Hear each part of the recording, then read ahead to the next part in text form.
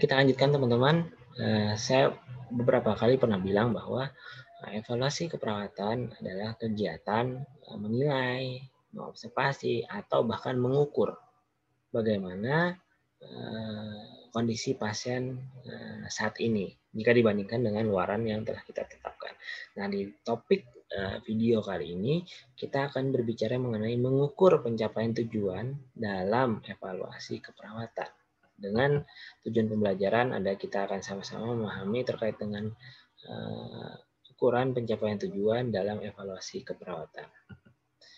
Ada 4 yang bisa kita pakai untuk mengukur apakah proses keperawatan yang telah dijalani, telah direncanakan, telah diimplementasikan, ini dilakukan evaluasi ke 4 hal ini untuk menentukan apakah pasien tersebut mengalami perbaikan kondisi, artinya masalahnya teratasi atau masalahnya itu teratasi sebagian atau sama sekali tidak teratasi.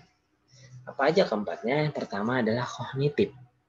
Artinya kita di sini berkaitan dengan diagnosis yang ketika implementasinya mengedepankan tentang edukasi dan edukasi. Kita menjelaskan suatu penyakit tertentu dan komplikasi serta cara perawatannya di rumah. Kita bisa mengevaluasi nanti bagaimana tentang tingkat pemahaman pasien kita, keluarga pasien, kelompok atau komunitas ya tentang apa yang telah kita edukasi. Berarti itu ranahnya kognitif, oke, atau pengetahuan. Yang kedua adalah afektif. Nah, ini terkait dengan intervensi-intervensi kita yang coba kita untuk menggugah keinginannya, keyakinannya, apakah dia mau bertindak, berkolaborasi dengan kita, atau masih menolak. Nah, jika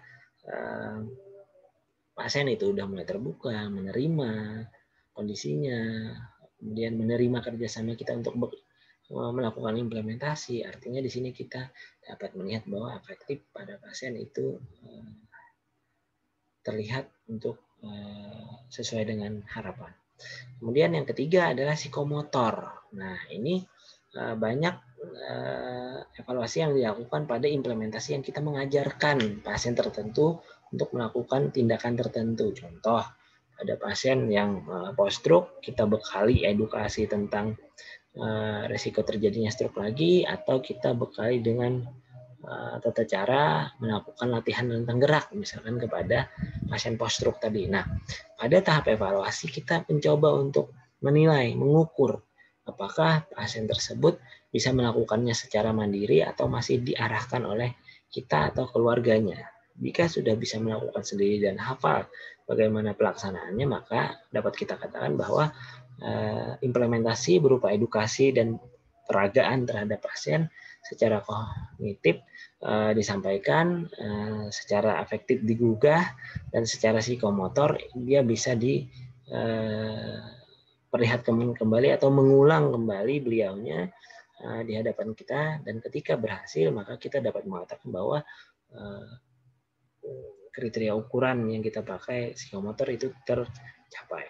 Dan yang terakhir adalah tentang perubahan fungsi tubuh dan gejala. Artinya di sini ketika kita melakukan evaluasi, kita dapatkan bahwa fungsi tubuh sudah mulai membaik, tanda gejala yang tadi muncul ketika dilakukan asesmen sehingga ditegakkan diagnosis, direncanakan dan diimplementasikan pada tahap evaluasi, tanda gejala itu sudah tidak ada lagi, maka dapat diartikan bahwa implementasi yang dilakukan berdasarkan diagnosis yang ada itu berhasil dan tepat guna.